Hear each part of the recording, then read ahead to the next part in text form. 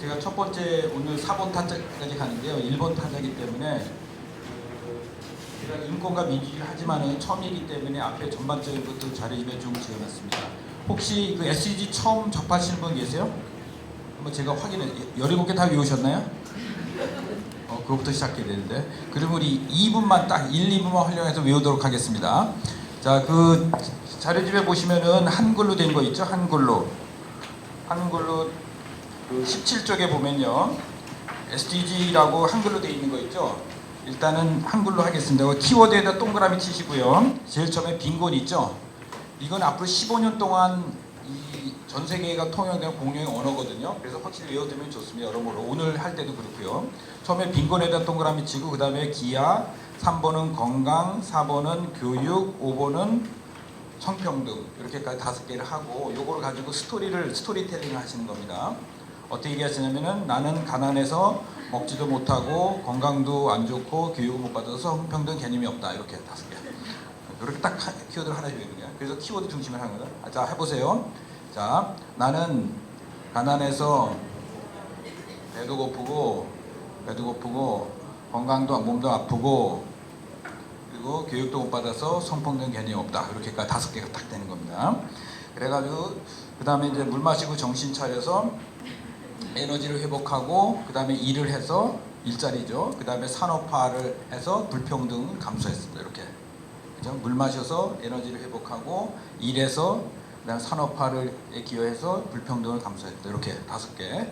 자, 시작합니다. 성평등 개념을 차렸으니까 물 마시고 정신 차려서 에너지를 회복하고 그다음에 일을 해서 산업화를 기여해서 불평등을 감소. 이렇게 5개 시작합니다.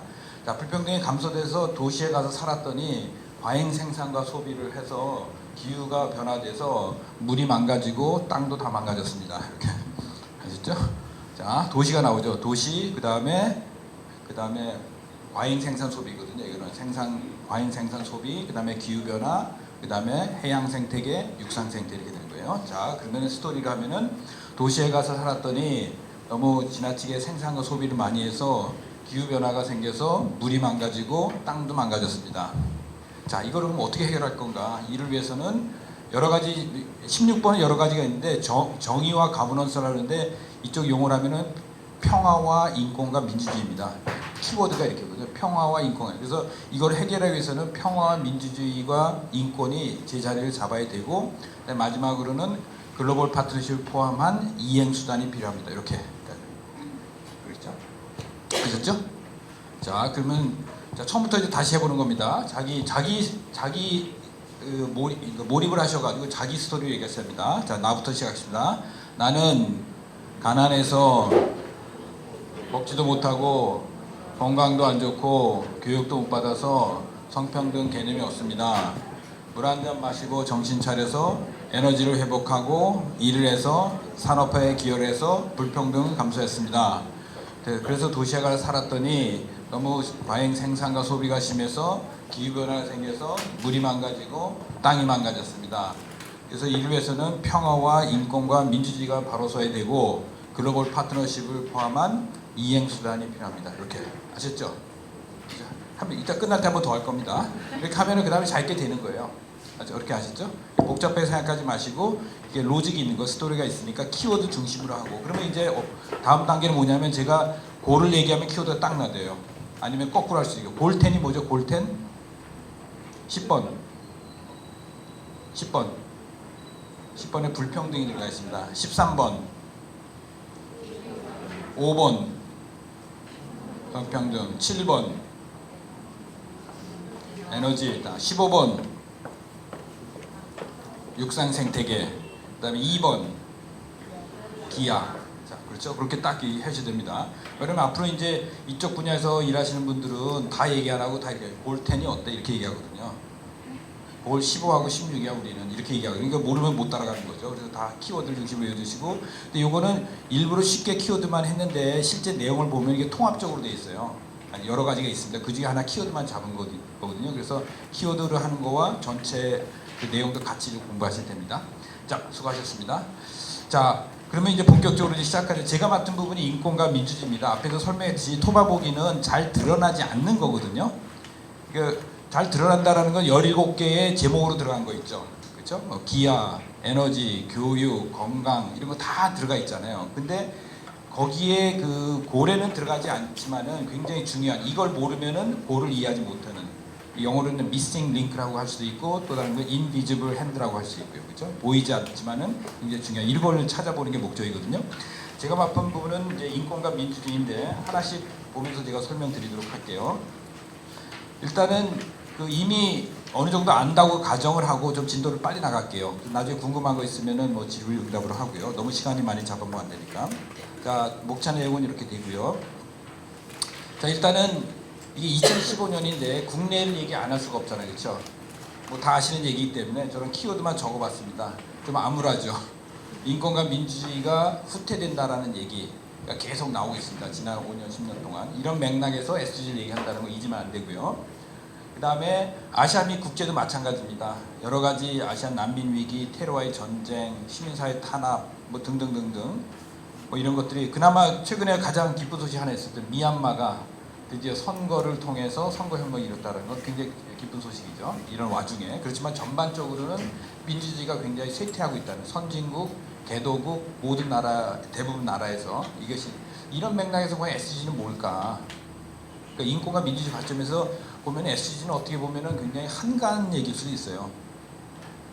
오히려 이런 민주주의와 인권의 문제들을 희석화시킨다고 얘기할 수도 있거든요. 그래서 SDG를 어떻게 잘 활용해서 우리가 당면한 인권과 민주주의 문제를 풀어갈 건가, 그게 이제 지금 바라보는 시각입니다.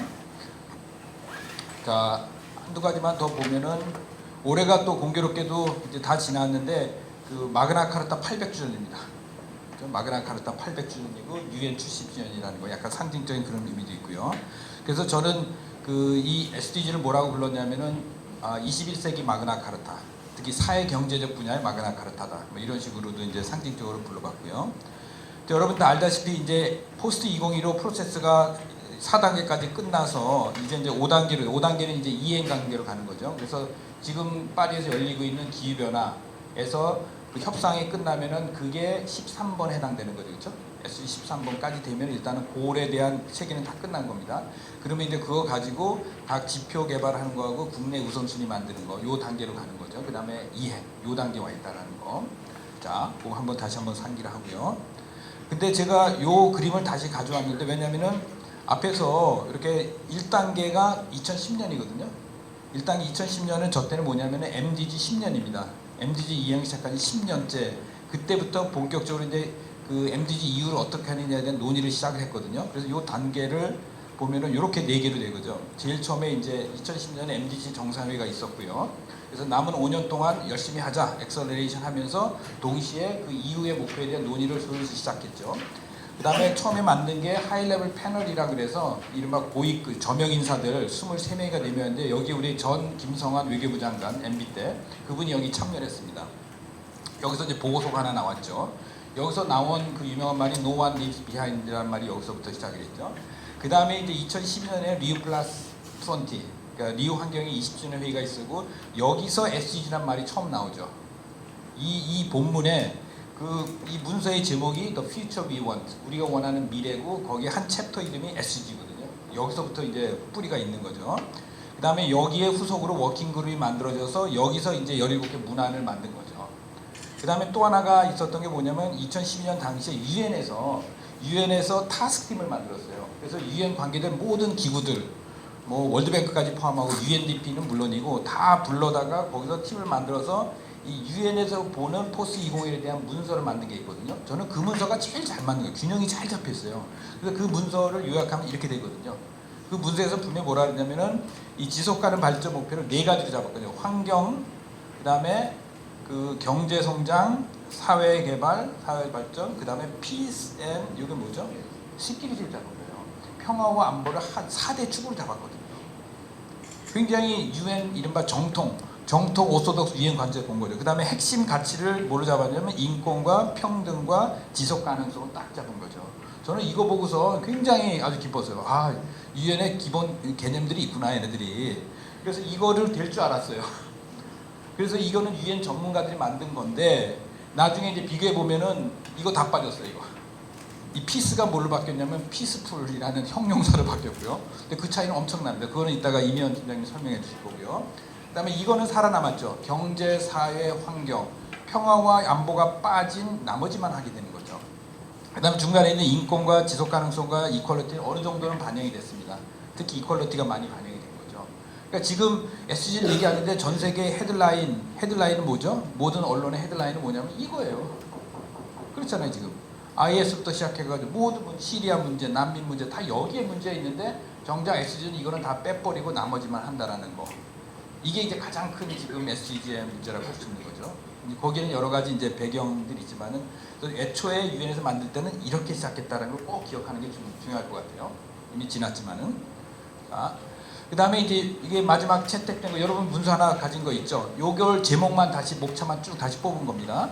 그래서 프리엠블이 있고 선언이 있고 지속가능 발전 목표가 거기 보면은 59항에 이제 쭉 나오는 거죠. 17개가 나오고 그 다음에 그 중에서 17번에 해당되는 이행수단과 파트너십은 따로 좀 추가로 설명을 했고요. 그 다음에 마지막에서는 그 후속 조치와 평가 이거를 따로 좀 설명을 했습니다. 그만큼 좀 복잡한 설명할 게 많다라는 거죠.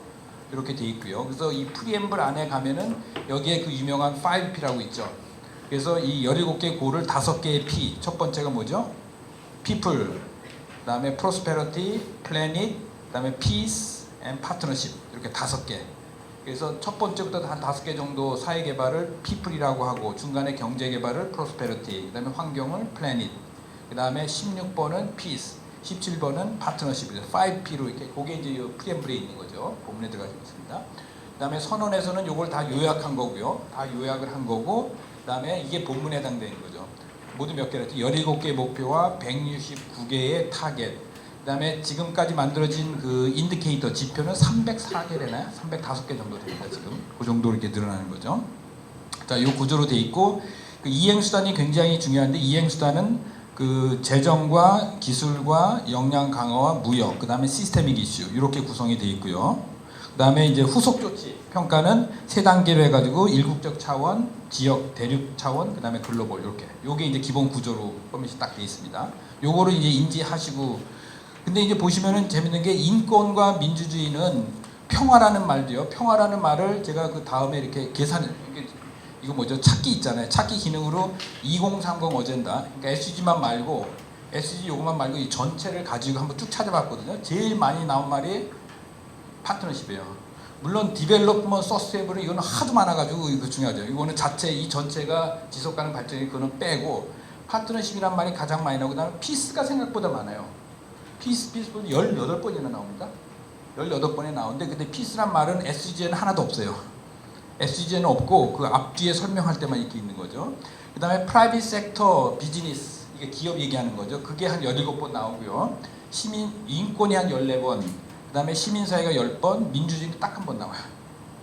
뭐 이거 가지고 너무 확대 해석할 필요는 없지만 어느 정도는 암시하는 바가 있는 거죠. 가장 강조되는 게 파트너십이고 피스도 생각보다 많이 얘기합니다. 왜냐면 이게 유엔의 공식 문서이기 때문에 당연히 평화를 얘기해요. 유엔의 존재 목적 자체가 전쟁 방지이기 때문에 이거를 가장 많이 하죠. 그렇지만 실제 목표로 들어갔을 때는 이거는 사라지고 평화는 사라지고 평화로운 형용사로 변했다라는 거. 그래서 그런 관점에서 보면은 일단은 지금 제가 맡은 부분은 이제 인권과 민주주의니까, 그러니까 민주주의는 한 번에 나오는데 비전 부분에 나옵니다. 비전 앞에 여기서 비전에서 한 번 언급이 되고요. 그때 뭐랑 같이 언급이 되냐면은 good governance, rule of law, 그 다음에 enabling environment 함께 그 민주주의라는 게 한 번 딱 언급이 됩니다. 그거는 그렇다고 민주주의 무시한다는 거 아니고 어떻게 보면 민주주의 너무 당연해가지고 얘기 안 할 수도 있는 거죠. 유엔에서는 상식으로 현실은 그렇지 않지만은 일단은 이론이나 비전 이쪽에서는 상식으로 치니까. 그 다음에 이제 인권은 제가 모두 14번을 언급한다 그러는데 많은 부분들이 이 비전 부분에서 얘기합니다. 그 다음에 인트로덕션에서 얘기하고 뉴 어젠다 소개하는 데서 실제 목표로 가면은 SDG 안에 들어가면 인권이란 말이 딱 2번 나와요. 그러니까 평화와 마찬가지로 배경이나 이런 데서 한다라는 거죠. 그 다음에 2번이 어디서 나오냐면은 그 세부 목표 4.7 본문인 시간 내에 한번 찾아요. 4.7 제가 여기 다 옮겨왔습니다. 그 다음에 한번 나오고 67항.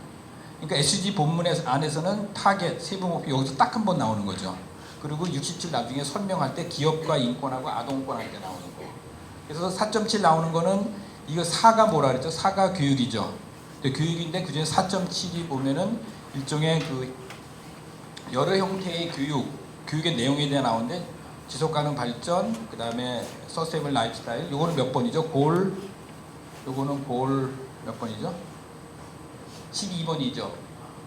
생산 지속가능 생산 소비니까. 그 다음에 인권, 성평등, 평화, 그 다음에 이게 세계시민 나오고, 그 다음에 문화적 다양성, 이렇게 7개가 이게 교육의 내용에 해당되는 거죠.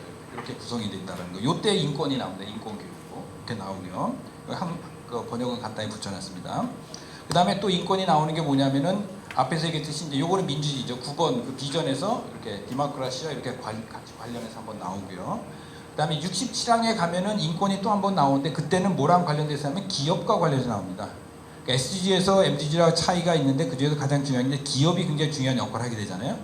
그래서 MDG 시대 때는 우리 보통 얘기할 때 이제 사회 개발이고 ODA가 중요했고 국가가 많은 역할을 했다면 SDG 시대 때는 좋든 싫든 하니까 기업이 중요한 역할을 하고 ODA도 중요하지만은 무역, 세금, 투자 뭐 이런 것들이 강조하니까 당연히 기업이 들어가겠죠. 그 기업을 강조하는데 그것과 함께 강조하는 게 일종의 규범들 있죠. 기업이 지켜야 될 규범으로 얘기하는 게 이 기업과 인권에 관한 이거를 이행 원칙 또는 이행 지침이라고 합니다. 가이딩 프린시플 이게 언급이 되죠. 그 다음에 아동권 하게 되면 이제 그 아동 노동, 뭐 강제 노동 이런 것들이 언급되는 거죠. 그게 이제 뭐 ILO가 있고 다른 환경, 인권 관련해서 이런 것들이 이제 구체적으로 언급되고 있다라는 거, 그 정도입니다.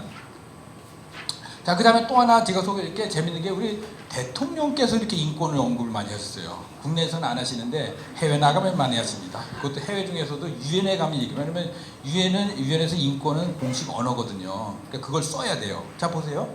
이 대통령께서 한 얘기입니다. 핵심적인 거. 제가 사람을 중심에 놓고, 그렇죠?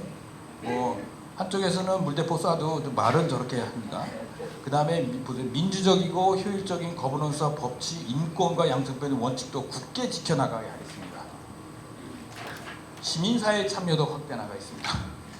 민주화를 동시에 이렇게 냈습니다. 개도국 소녀들을 위해 보건교육, 뭐 이거는 뭐 아동권이라 할 수 있고요. 그 다음에 새마을운동 당연히 얘기하죠. 새마을운동 당연히 얘기하고요. 그 다음에 개발협력의 질 얘기하고 부산 파트너 얘기하면서 투명성 얘기합니다. 투명성. 그게 다 인권과 관련이 있는 거죠. 그렇죠? 투명성을 알기 위해서는 표현의 자유, 언론의 자유가 있어야 되고 다 연동돼요. 그 다음에 더 재밌는 거는 신뢰성 있는 건실한 평가 체제 구축을 하겠다는 거예요. 주먹구구식이 아니라 감사원이나 아니면 평가 측에서 이 원조를 하겠다라는 이거를 유엔 총회에서 공식적으로 언급하신 겁니다, 대통령. 근데 우리 공무원들이 이거 아니나 모르겠어요. 이거 그래서 제가 이걸 잘 복사해가지고 공무원들한테 다 줘야 될 것 같다는 막 그런 얘기를 했는데 내용 굉장히 연설은 훌륭했습니다. 연설 자체는 유엔에서 그것을 한 거죠. 그래서 이것도 같이 볼 필요가 있을 것 같아요. 일단 유엔 연설에서 하는 거는 굉장히 인권과 민주주의 원칙에 충실한 연설을 하셨다라는 거는 우리가 그 납세자로서 선거권자로서 분명히 알고 있어야 되는 사실이라는 거. 그래서 소개해드립니다. 자, 그러면 이거를 이렇게는 이건 팩트고요. 지금까지는 건 팩트인데 이거를 인권 민주에서 어떻게 이거를 풀어낼 것인가. 저는 제일 먼저 이 SG 보면서 떠오른 사람이 이제 코피 아난이었습니다. 코피 아난이 2005년에 그 유엔 총회에 제출한 보고서, 이 라저 프리덤이라는 거에서 유명한 말을 이게 인용이 많이 되죠. 근데 뭐라 하냐면은 평화, 여기서 안보는 평화랑 같은 말이죠. 평화 없이 개발이 안 되고 개발 없이 평화 안보 안 된다. 그렇지만 인권 없이는 그 어떤 것도 안 된다. 그래서 이 인권이 돼야 이 모든 것들이 진전된다라는 그 유명한 얘기를 한 거죠. 근데 현실은 거꾸로죠. 현실은 유엔이 뭐든 한 거면 가장 평화가 먼저고 개발, 경제 개발이 먼저고 그 다음에 인권이었거든요. 근데 2005년에 자기 임기 말년에 이걸 뒤집은 거죠. 임기 말년에 해보니까 그게 아니라는 거거든요. 인권이 제일 먼저 오고 그 다음에 개발과 평화가 따른다라는 현실과 뒤집은 얘기를 한 거죠. 근데 이때까지만 해도 코피 아난 혼자 얘기했는데 이게 완벽하지는 않지만 조금 그래도 형식적이나마 이게 어우러져서 나온 게 SDG라는 거죠. MDG에 비교해서. 그런 면에서 하여간 이때 이야기가 어느 정도는 형식적으로 반영이 됐다라고요. 가장 잘 된 거는 아까 소개했던 그 UN 문서 있죠. 그 다이아몬드. 그게 가장 여러 반영을 잘한 거죠. 자, 요거 그래서 보면은 요거는 그 SDG를 그 문서에서 설명하는 방식입니다. 근데 방식이 굉장히 독특해요. 자, 이거는 뭐 다 이해할 수 있죠. People, Planet, Prosperity 이 세 개 있잖아요. 그 사회 개발과 환경과 그 경제 성장을 위한 액션 플랜이다라는 게 그 프리엠블에 나오는 설명이고요. 또 다른 설명은 요거 굉장히 재밌는데 사람들과 또는 인민이라고 할 수 있고 인민과 그 지구 환경 21세기 지구 환경 위한 차터다라는 거예요. 이때 차터를 얼마나 이유는 뭐냐면 올해가 UN 70주년이잖아요. 그래서 그 UN 70주년은 국가들을 위한 국제법으로서 만든 헌장이라면은 이 헌장은 국가가 아니라 사람과 환경이라는 걸 강조하고 있는 거죠. 그 다음에 한쪽에 더 가면은 요거 이제 민주주의 대표적인 우리 유명한 그 링컨의 말을 갖다 그 미국 건데 전 세계 사람들이 다 동일한 거죠. Of the people, by the people, for the people 이게 52항이 있습니다. 이거를 설명한다는 어젠다라는 거죠. 그러니까 민주적으로 만들어졌다라는 걸 강조하는 거죠. 사람을 위해서. 그런 식으로 해서 민주주의의 연관성을 볼 수 있고 이거는 이제 제가 만들어낸 말이고 근데 보면은 SDG 인권을 많이 한 사람 입장에서는 SDG 이렇게 보면 이게 다 인권이에요. 인권. 그래서 언어는 개발이지만 사실 형식은 개발이지만 내용은 다 인권 얘기거든요. 그래서 그거를 좀 같이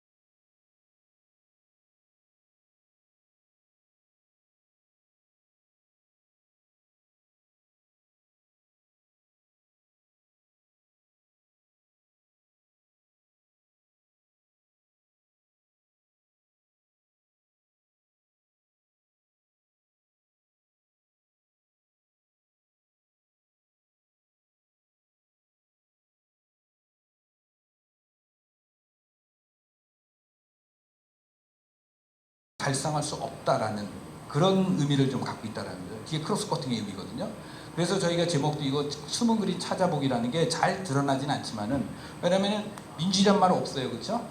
인권이란 말 제대로 안 들어요. 평화라는 말도 없어요. 평화로운 피스풀로 돼 있죠. 그렇지만 이거를 잘 이해를 해야 전체가 유기적인 그게 된다라는 거, 그것들을 이해를 하는 게 중요하고요. 자, 그래서 16번이 이제 PhD 평화 인권인데, 자 여기 보면 제목에 피스풀이 들어가죠. 그래서 그 부분은 이제 바로 다음 분이 설명을 해주니까 넘어가고요. 그 다음에 보면은 인권 민주주의 관련한 말들이 몇 개가 있는데, 예를 들어서 법치라는 얘기 들어가죠, 그렇죠? 이거 인권과 민주주의에서 가장 중요한. 그 다음에 사법에 대한 접근, 이게 구제를 얘기하는 거죠. 인권 침해 당했을 때 구제 받을 수 있는 것. 그 다음에 그 부정부패와 그 뇌물 같은 거, 이것도 요즘 인권 문제로 굉장히 많이 이렇게 얘기를 하게 되죠. 그 다음에 요거는 이제 제도 얘기하는 거죠. 효과적이고 책무성 있고 투명한 다양한 제도들 있죠. 공공기관들. 그 다음에 의사결정. 그 다음에 그 정보 접근권 있죠. 정보의 자유, 공공정보에 접근하는 거. 그 다음에 기본적 자유, 뭐 이런 것들 얘기하고요. 그 다음에 내셔널 이슈션 얘기합니다. 이때 내셔널 이슈션은 공공기관으로서 예를 들어서 국가인권위원회, 우리 하면 권익위원회, 뭐 선거감시위원회 이런 기관들을 쭉 얘기하는 거. 이것들이 제대로 돼야 민주주의 인권이 쓴다라는 그런 얘기들을 하고 있습니다. 자, 물론 이것도 인권이라고 하죠. 반차별 법안들. 이건 이제 LGB 같은 거 얘기할 때 들어가 있죠. 뭐 장애인이나 소수자 할 때 이렇게 얘기되는. 이 모든 것들이 사실 인권과 민주주의와 관련된 게 16번에 다 집약적으로 있다라는 거. 그렇지만 다시 한번 얘기하면 인권이란 말을 쓰지 않지만 인권의 내용이 다 이렇게 풀어져서 있다라는 거. 민주주의 마찬가지로 그렇게 이해하면 될 것 같습니다. 자, 그 다음에 요거는 이제 팔로우 리뷰인데, 다시 한번 검토하면은 이제 이행하게 되면은 내셔널 차원에서 정기적으로 평가를 하게 되고, 그거를 모아서 리지널 아시아 차원에서 하는데, 아시아 차원은 그냥 서로 배우는 뭐 경험 사례 공유하는 이런 성격이고, 이걸 다 모아서 글로벌 차원에서 전체의 큰 방향과 평가를 하면서 잡아간다라는 거, 뭐 이런 것들이 이제 기본적으로 합의가 된 거죠. 근데 구체적인 건 아직 정해진 게 하나도 없습니다. 각 나라별로 해야 되고, 지역 차원에서 이제 논의를 시작하고, 글로벌 차원에서 이제 논의 시작하는 거죠. 자, 그래서 열려 있는 그 프로세스라는 거.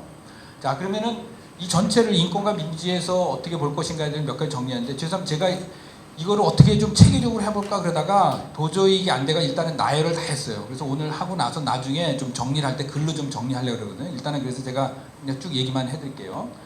자, 첫 번째 인권과 개발에서 그 인권은 항상 얘기하는 게 누구의 어떤 권리의 형식으로 나타나거든요. 그러니까 여성의 그 뭐라죠? 여성의 재생산권 또는 뭐 장애인의 접근권, 그러니까 누구의 어떤 권리, 이게 기본 형식이거든요. 그러니까 1번부터 15번은 다 그런 형식으로 돼 있어요. 누구의 어떤 권리 다 이렇게 바꿀 수가 있거든요.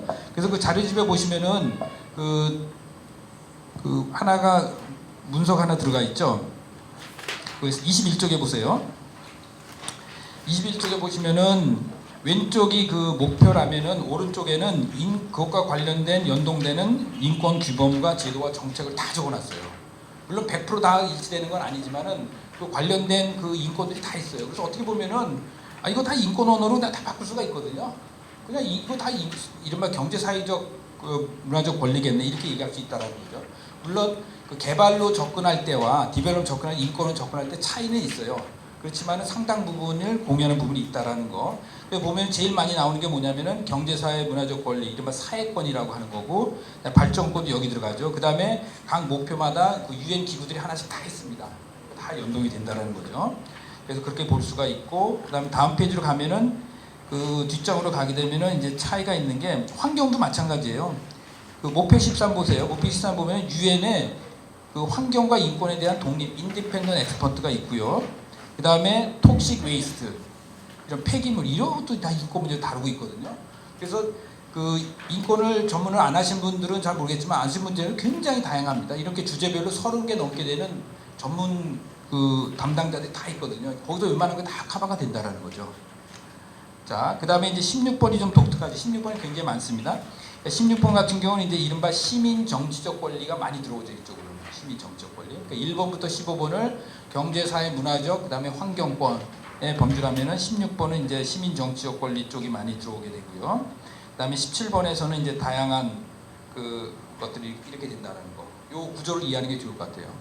자, 그런 의미에서 인권과 개발의 관계를 볼 때 인권은 개발의 내용이 된다는 거. 이렇게 전환할 수 있다는 거죠. 그것들을 이해하는 게 굉장히 좋고요. 그래서 1부터 15는 인권 관점에서는 경제적 권리, 사회적 권리, 문화적 권리, 환경의 권리로 다 이렇게 바꿀 수 있다는 거. 그 다음에 또 다른 방식은 뭐냐면 유엔이 뭘 하냐 그러면 제일 먼저 평화와 안보, 그 다음에 경제사회 발전, 인권, 민주주의, 환경 이렇게 5개를 한다면은 1번부터 그 12번까지가 사회경제죠. 그렇죠? 그 다음에 13, 14, 15가 환경이고 16이 평화, 인권, 민주주의 이런 식으로 해서 17번까지 이게 모든 게 다 녹아 들어있더라는 거예요. 양으로 보면 당연히 사회경제 개발이 많지만은 사실 인권, 평화는 양은 적지만은 사실 굉장히 큰 의미를 지니고 있다는 거. 근데 한편으로는 저는 인권 프레임의 효과성과 한계를 동시에 고려할 필요가 있다. 그게 뭐냐면 인권으로 이렇게 전환했다 그래서 모든 게 개발의 모든 것들이 인권으로 다 전환되는 건 아니거든요. 또 전환한다 그래서 이게 반드시 더 좋다라고만 할 수도 없는 거라는 거죠. 장단점이 있기 때문에 그 가능성, 그 실효성과 그 한계를 같이 좀 볼 필요가 있다는 거.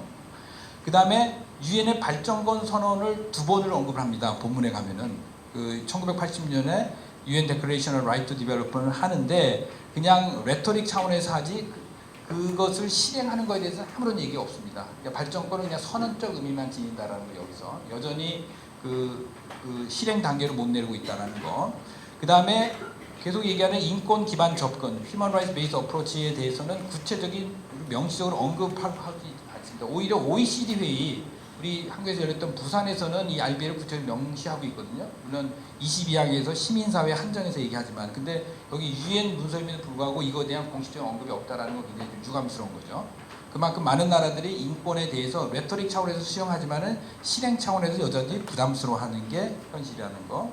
그다음에 또 하나 굉장히 중요한 개념 중에 하나가 이 우리나라 말로 참 번역이 좀 어려운데 엑스트라 테리토리얼 오블리게이션 해가지고 관할권 바깥에서의 국가의 의무. 그러니까 한국 기업이 베트남에 가서 인권 침해를 했을 경우에 한국 정부가 여기 대해서 어떤 의무를 지느냐 이런 문제들이거든요. 그러니까 이거에 대해서는 아직도 국제법적인 논쟁이 많이 진행되고 있습니다.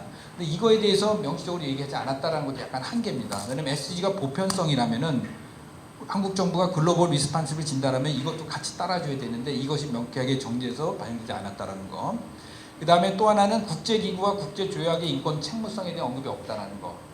왜냐하면 글로벌을 얘기를 많이 하는데 예를 들어서 그러니까 IMF라든지 월드뱅크라든지 거기에 사업 과정에서 나타나는 인권 침해 문제라든지 또는 자유무역 협정 이런 것들이 인권에 미치는 영향 이런 것들에 대해서는 무역은 얘기하는데 무역이 중요하다고 얘기하는데 정작 무역이 인권을 침해할 수 있다는 것에 대해서는 전혀 고려하고 있지 않다라는 이게 이제 또 문제가 된다는 거죠.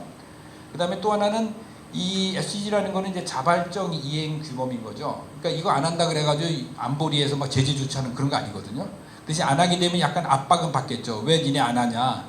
안 하는데 버틴다고 그 강제 규범이 없기 때문에 이를 보완할 제도적 장치가 필요한데 이 부분이 좀 약하고 모든 거를 이제 자발적에 맡겠다라는 거. 또 한편으로는 보편성을 강조하지만은 사실 그러니까 인권 쪽에서 UPR 제도라는 게 있습니다. Universal Periodic Review라는 모든 나라가 그 193개 유엔 모든 회원 국가가 4년 만에 한 번씩 가서 3시간 동안 공개 심의를 받거든요. 이 제도가 인권에 있는데 이와 비슷한 것들이 좀 없다라는 거죠. 목표는 만들어야 돼요.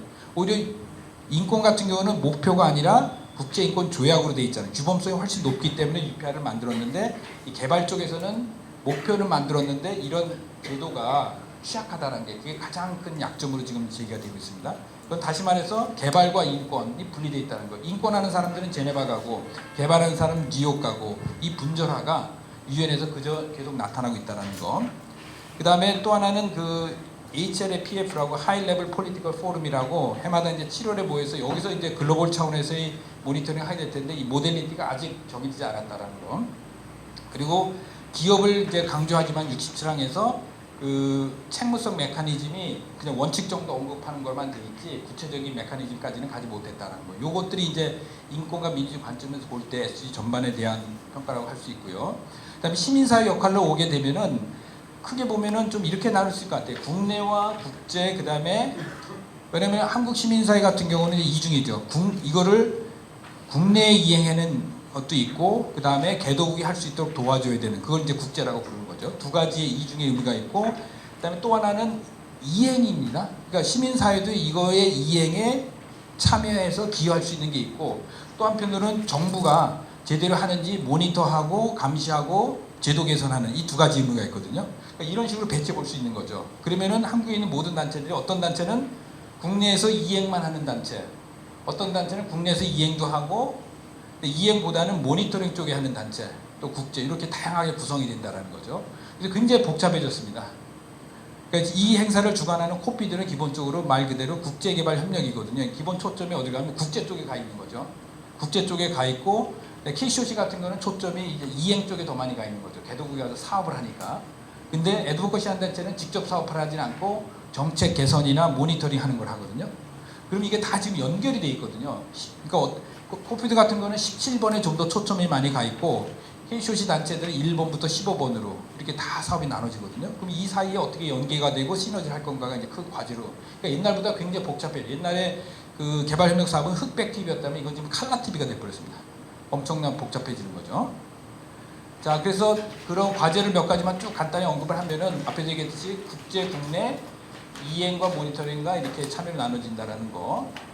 그래서 일단은 각 단체에서 이 SDG 비전 2030 원칙 안에 반영하는 게 좀 필요할 것 같아요. 왜냐면 이게 지금은 아직의 장이 형성이 안 되는데 조금만 내년만 되면은 이제 막 언론, 정부에서 갑자기 이거 막 바람이 불기 시작하거든요. 그럴 때 미리 내년 사업을 할 때 자기 단체에 이 SDG를 어떻게 연동시키는가를 고민하는 게 필요하다는 거. 그다음에 또 한편으로는 SDG를 전략적으로 활용하는 방식이 이 PHD 있죠. 평화와 인권과 민주주의의 이 세 가지를 어떻게 여기다 집어넣는가. 이게 다른 말로 하면은 이쪽 작언을 하면 정책 일관성이라는 거죠. 평화 관련과 인권과 민주화 개발이 일관돼야 된다는 거죠. 그런 얘기들이 있고요. 특히 이제 16번 같은 경우는 인권의 언어라면은 다른 표현을 하면 집회 결사의 자유였죠. 우리 내일 그 큰 집회가 광화문에 있는데 인권 옹호자, 우호적 환경 다 이런 것들 그러니까 민주주의란 말을 쓰지 않았지만은 이것이 결국엔 다 민주주의 내용에 해당되는 것들이거든요. 그래서 이런 식으로 풀어서 할 필요가 있다라는 그런 것들이고 그다음에 또 하나는 국제적으로 유엔은 아닌 유엔 바깥에 있지만은 16번과 관련된 정부 간 기구들이 있습니다. 이 커뮤니티 오브 디모크라시라는 이거는 이제 자발적으로 만든 그 국가 간 거고요. 그다음에 OPG가 아니라 OGP입니다. 오픈 가버먼트 파트너십이라는 게 있어요. 이게 우리 그 요즘 광고 많이 하는 정부 3.0 있죠? 이게 정부 3.0이거든요. 국제적으로 이거를 OGP라고 부릅니다. 오픈 가버먼트 파트너십. 아시아에서는 지금 몽골, 한국, 필리핀, 인도네시아가 가입했거든요. 그러니까 이런 국제적 것과를 통해 가지고 굿 프랙티스를 만들어내는 이런 작업들도 같이 필요하고요. 특히 16번 같은 경우에. 그 다음에 이제 국내적으로는 이 국제와 국내의 유기적 연계와 통합이 필요하고, 그 다음에 목표, 세부 목표, 지표를 연관시키는 거 있죠.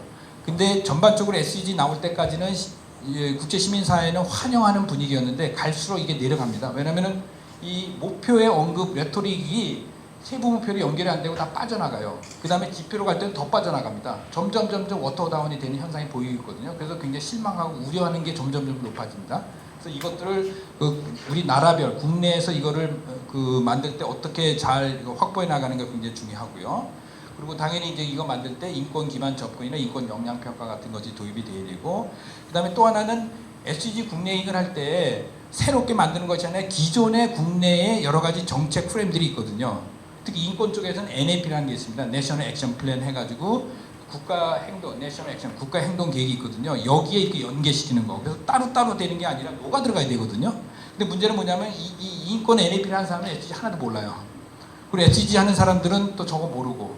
그래서 이게 사실 저희가 이런 거 하는 것도 자꾸 이렇게 경계를 넘어서서 이 언어를 가지고 서로 이제 맞춰보는 말 배우기 연습을 하고 있는 거거든요. 이게 좀 필요하고요.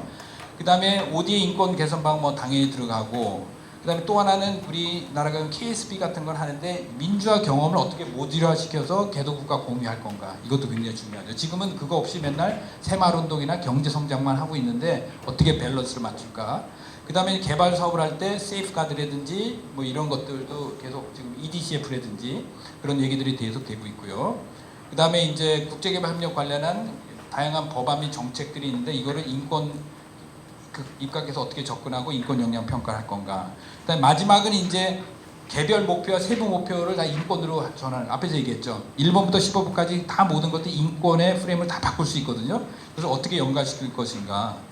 그래서 예를 들어서 우리 국내 같은 경우는 인권 도시 운동이 많이 벌어지고 인권 조례가 많이 만들어지거든요. 근데 그거는 11번과 연결되죠. 도시화. 이런 식으로 인권의 기존의 지금 운동들을 다 연결시킬 수 있는데, 앞에서 얘기했지만 따로따로 돌고 있다. 인권 도시는 자기 것만 하고 SDG는 따로 하고 지방의제는 따로 하고.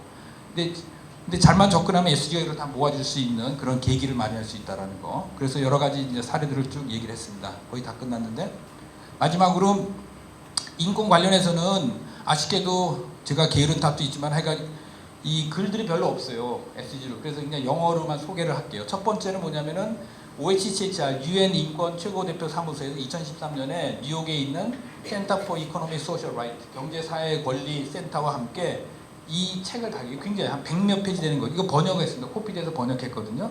올라와 있습니다. 홈페이지에. 이게 가장 포괄적인 겁니다.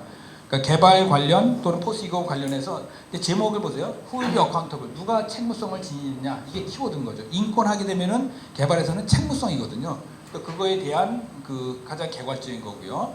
두 번째로 2014년 이 센터에서 정의, 인권과 가장 관련된 개념인 정의의 관점에서 인권을 어떻게 보장할 건가라는 글이 하나가 있고요. 이거는 길지 않고, 그 다음에 이 리트머스 테스트는 뭐냐면 2,350개 NGO들이 서명을 해서 공동 성명서를 했는데 최소한 이 정도는 인권이 반영이 돼야 이 포스 2015 SDG를 성공했다 이해할 수 있겠다 해가지고 그 글을 이제 한 겁니다.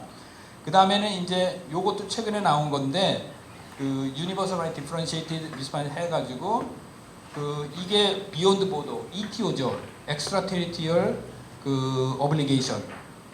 관할권 넘어서 발생하는 인권 침해에 대해서 어떻게 인권적 책무를 질 건가, 그게 관한 글이거든요. 굉장히 논쟁적이고 굉장히 중요한 거를 다루고 있습니다.